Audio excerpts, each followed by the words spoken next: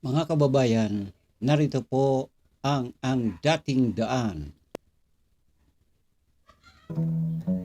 Mga kawal ni Kristo Jesus, hayo na at ating ibantog ang pagkabayubay niya sa krus.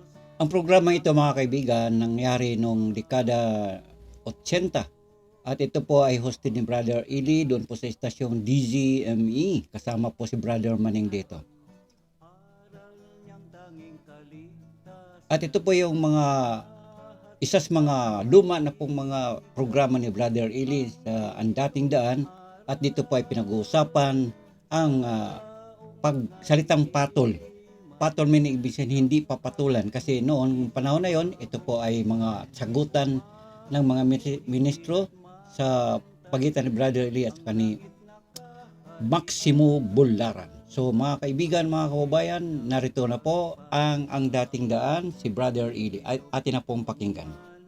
Ang purok po marami sa isang lokal eh. Binuo po ng maraming purok ng isang lokal. Ganoon.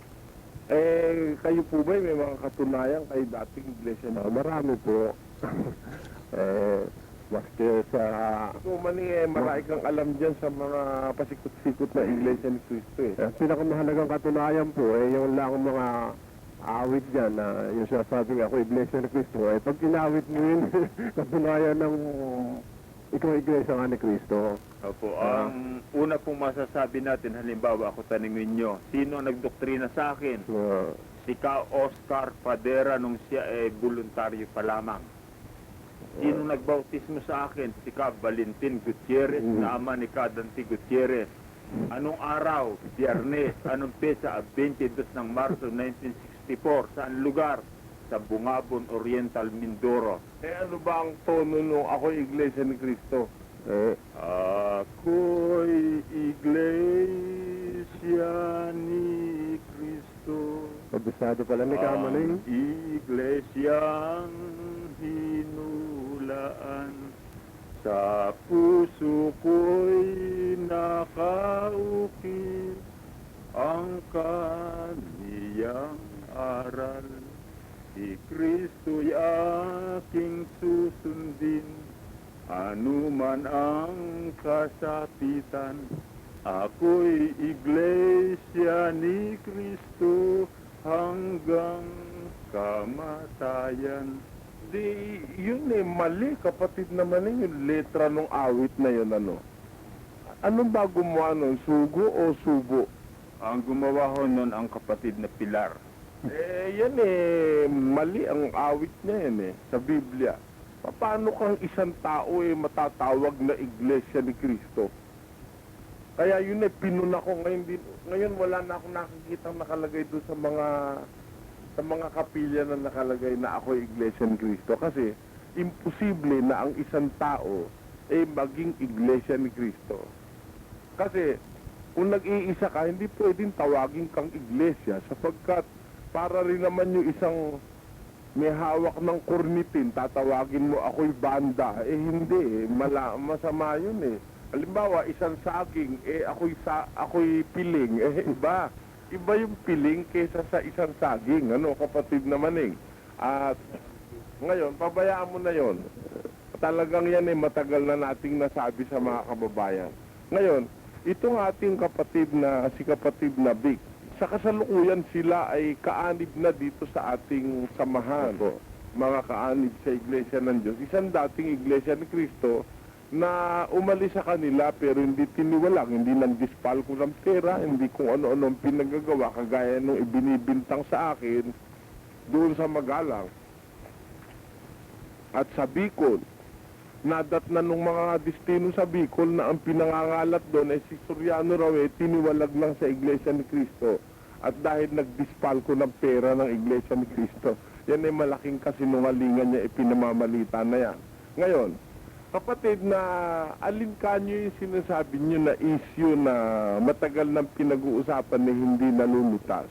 Tungkol po doon sa pakikipagharap ng kanilang sinasabing puno. Pero ngayon sinasabi naman lang hindi raw nila puno. Si Cristo raw puno nila. Kaya sa madalit sabi po sa tingin ko, sarili kong pag-analista sa mga pangyayari, lahat ng paraan ginagawa na para mapagtakban lang yung pangyayari para hindi sila masubo sa alanganin. Kaya katunayan pa na gumagawa sila ng mga pagtatakip ng pangangatwiran, eh sila hindi pumapatong, yun yung nadinig kong minsan na binanggit nila. Meron po ako natatandaan hindi sila pumapatol sa bata dahil nawawalan yata. Meron ako na, kapatid namin, meron ba dyan yung tape? Pakihanda mo lang at paririnig natin yung sinasabi nila na hindi sila pumapatol. Ano po ibig niyo sabihin no, kapatid na Vic? Kasi po sa pagkakaanawa ko, yung salitang patol, ginagamit doon sa isang walang kakayahan, lalabanan mo, hindi mo ba? Ganun ang ating pagkakaunawaran. Bilang isang Tagalog na salita naman yan. Opo. Yung bang salitang patol para bang... Lumaganan mo, walang kakayahan. Walang mat. Para bang, may tawag... Para, halimbawa na natin, para madaling maanuan, dali natin sandali sa boxing, halimbawa, ikaw ay isang contender, lumabang kasi isang amateur, at ay tila hindi po pwede ho yun. Hindi ho ba? Masamang patol. Yun ang patol na alam kong sinatawag. Kasi yung salitang patol ho, sa pagkakaintindi ko, ako na may laking Tagalog, yung patol para bang pakikitungo sa isang hindi naman dapat sanang pakitunguhan. Ganun mga Halimbawa, yung sa babae at sa lalaki, pinatulan ni Ika, ang pangit. Ibig sabihin at bumanggit pa nga po sila ng tungkol sa isang batang payat. Unang nadinig ko halimbawa, isang batang payat, Becky, hinamon kay papatulan mo. Mabuti pakinggan natin yan para wag sabihin tayo nagpaparasa kapatid na Vic. Pakinggan po ninyo sandalit nakita na ng ating technician.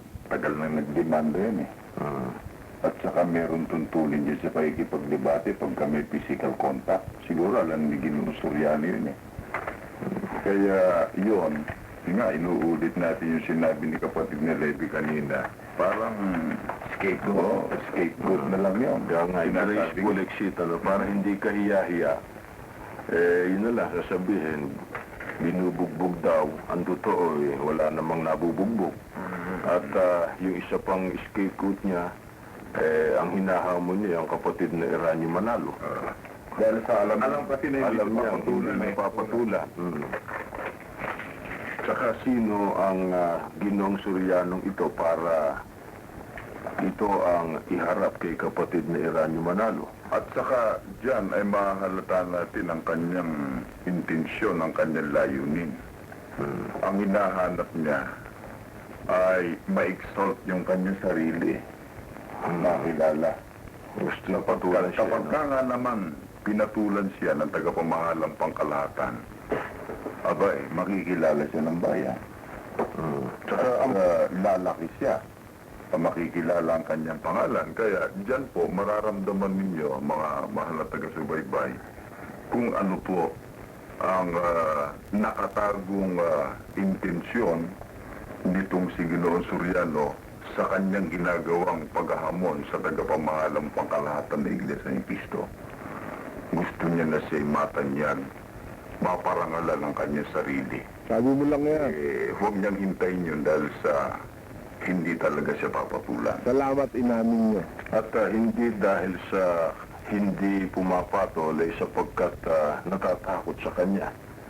Pagkat hindi lahat ng paghahamon ay dapat talagang patulan Halimbawa, kapatid na Kebral, hinahamon ka ng isang lalabing 1 taong gulang.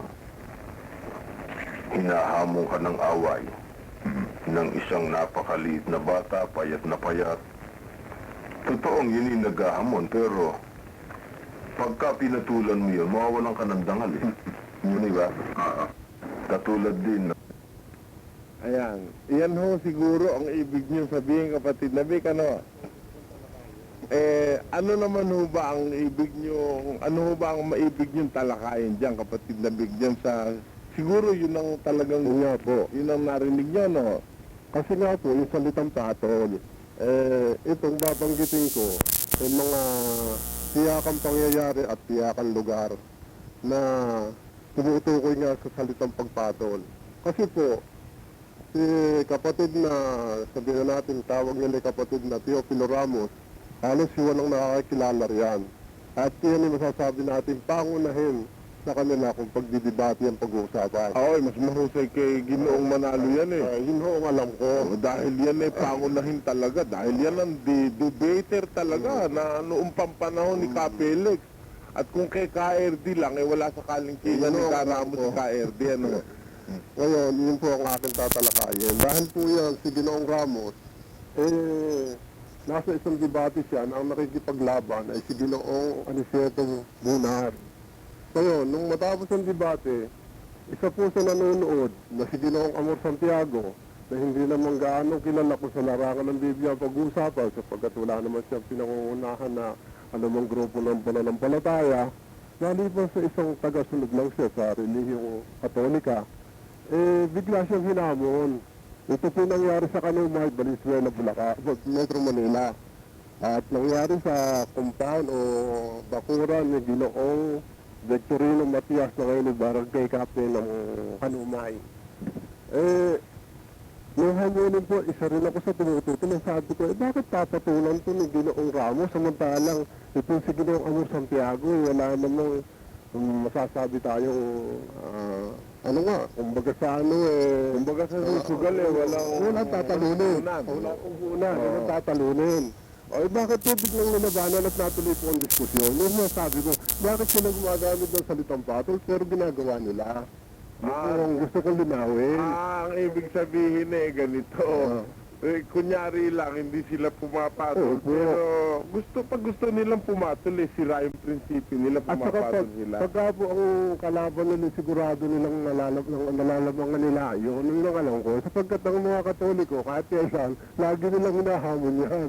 Nung malaman nilang Katoliko, sige na, kahit na sino ka pa, kahit na ikaw walang alam mo, kahit na si Cardinal Sin pa siguro, kung nagkataon lang na si Cardinal Sin ang humahamon yun, tiyak na nalabanan yun ang alam ko Dahil sila sanay sa Katoliko. Yun po ang alam ko dyan. Sa Makatid, lumalabas sila, hindi pumapatol pag medyo kabado sila. Pero pagka medyo sigurado nila, pinapatulan nila. Kung titingnan nga po natin ang pangyayari. Kahit 12 taong bata. Sino po si Ginoong Amor Santiago, yung pagkatao ang ating titingnan, wala tayong masasabi, marangal na tao. Pero kapag ang kaalaman sa Biblia, iniski po buong Kanumay ang tanongin natin at ako'y tagaroon, walang makakapagsabi si Ginoong Amor Santiago ay tinusutan ng isang grupo ng mga tao tungkol sa Biblia. Sa Makatid, hindi talagang Hindi tangunin. Hindi siya nangunguna sa anumang tungkol sa Biblia. Pero pinatulan ni Karamos. Yan po nangyari sa Kanumay, walang makakapagtatuwa ng pangyayari na yan. Mismo sa kumpan o looban ni Ginoong Matias na ngayon ni Barangay Captain ng Kanumay. Kung magsalita itong mga kaibigan natin Iglesia ni Cristo, para ba sila kung ilagay nila yung sarili nila, tataas na nila, bubuti na nila dahil yung salitang patol kung gamitin yun para ba sa isang napakahamak na kalagayan yung kanilang kapwa. Kaya sabi nila hindi papatulan. Pero ang totoo yung mga yan may sakit yan Kasi po sa kanila ko nadinig yung scapegoat na ginagamit mukhang sa kanila yata tumatama Hindi mo ba? Opo. Sa kanila nga tumatama dahil ang scapegoat nila yun nga, Mga tira ng ba naman sino naman si Soriano para patulan ang tagapamahalang pangkalahatan ng Iglesia ni Cristo. Ngayon, kaya nga ang sabi ko noong kapatid na Vic doon sa kapatid na Maneng, iatras na natin yung hamon natin. Tiniyak nitong mga tao ito, hindi raw ako papatulan Namin na nga po. Ngayon, meron nung tumawag sa Makati, ang sabi sa akin, kayo ba lalaban kung halimbawa hindi si RD ang kalaban? Lalaban din ka ako. Kaya lang, kung aaminin ni KRD na pagka natalo yung ilalaban niya, italo na rin siya, lalaban ako. So, kasi isang maginoong labanan po. Oo, sa isang maginoong labanan. Kung pipirma ba si KRD, pag natalo ko si Bularan siya na natalo ko pareho rin. Maganda. Ayan, ngayon, kung mga araw hindi sila papatol, at ako itinulad nila sa isang batang 12 taon payat pa. Sa bagay, kung ang pag-uusapan yung laki nila Biro mo na, bilyonaryo yung mga yan. Pero hindi po totoo yung sinasabi na dahil nga yung katunayan sinasabi ko na siya po ay pinagsadya rito, yung mali po yung sinasabi na hindi sila pumapatol. Ang totoo pumapatol sila kahit na nga sa walang kalam-alam. Lalo na kung halimbawa na natin ay pagkukumparahin ang kalagayan nyo at si Ginoong Amor Santiago, masasabi ko, ano naman si Ginoong Amor Santiago para sa inyo? Bakit pinatulan nila? Yun lang po ang puntos ko doon. Kaya Pero ako ayaw nila akong patulan, ano? hindi po natin masasabi yung salitang patol pagkatawa gagamit noon dahil yun sila lang ang gumagamit noon. Hindi ang Kasi napakalalaki yun nila sa pagkakilala nila sa kanilang sarili. Kaya kung gumamit sila ng salita, patol. yun po yung analisa ko roon ng skateboard siya yun. Para lang makaiwas sila sa pangyayari. Kasi kung talaga ho ang pag-uusapang kapatid na kay Biblia, kahit na yung tagapangasiwa ng Biblia, lumalaban ng diskusyon. Katunayan po yung tatay niya nung araw na nabubuhay. Walang ginawa ko din makapag-diskusyon yun. Bakit mo anong katwiran ang ginagamit nila para mapagtakban lang yung mga pangyayari? Yun po ang aking puntos. At saka hindi, talagang sa Biblia mismo, yung talagang sa tunay na iglesia sa Biblia, si Kristo na tagapangasiwang pangkalahatan ng unang iglesia talagang humaharap sa makikipag-usap sa mga Pariseo at sa mga Hudyo. At noong si Apostol Pedro at saka si Apostol Pablo, humaharap din yung mga yan. At yung basta't yung nasa loob ng katotohanan, humaharap yung tagapangasiwang pangkalahatan. Itong mga totoo raw sila ngayon, yung kanilang tagapangasiwa ay may shield. At alam nyo ang shield, itong mga sisiw ng ostrich. Sabi ko raw sisiw siya. Ngayon, hindi ko naman sinasabi. TVME, himpilang napapanahon. Ang himpilang nagpapagunita sa inyo ng mahahalagang pangyayari.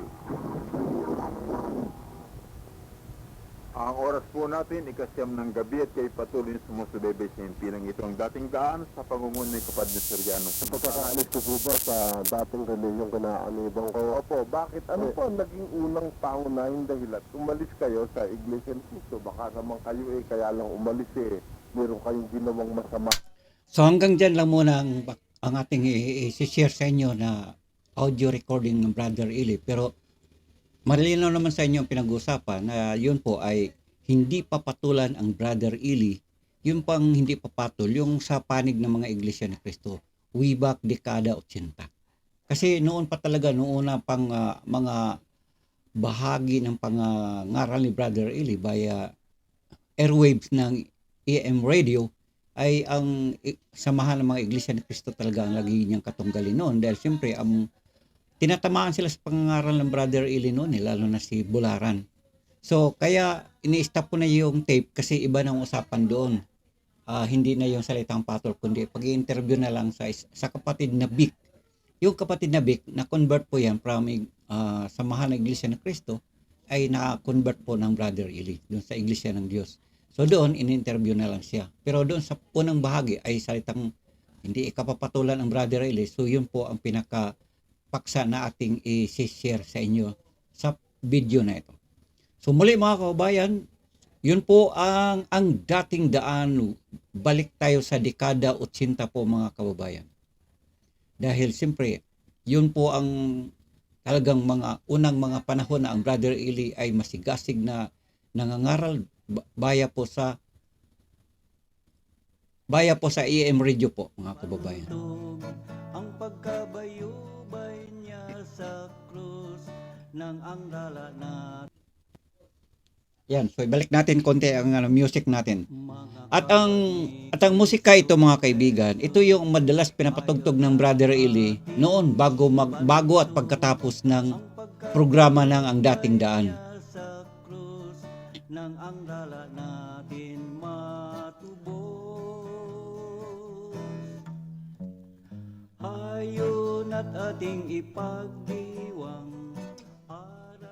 So yan po mga kaibigan, ang unang kumakanta nito, kung ibalik talaga natin sa mga unang mga panahon na ang Brother Eli nagsasalita, doon pa mismo sa DZME, ay ang umawit noon, yung mga matatandang kapatid sa taga Bulacan. Hindi ko lang alam kung anong lokal yun. And then lumipas ang panahon, mga kabataan na po ang kumanta hanggang sa nagiging choir na. At ito po yung kanta na yan. Ang langit na hayo na't ating ipagdiwan. ang dahilan ng pagpanaog ni Hesukristung mananako. At kung bakit ko ito pinapatugtog mga kapatid, para maibalik natin ang ating panahon, ma-refresh baga, balik tanaw. Lalo na sa mga bagong kapatid ngayon na ngayon na lang po naanib, kung ibalik kasi natin sa mga unang panahon, ito po yung sistema noon. Na ang Brother Eli pag nangangaral, lalo na sa AM radio pa noon, pinapatugtog muna niya ang kantang ito, pagkatapos ganun din uli.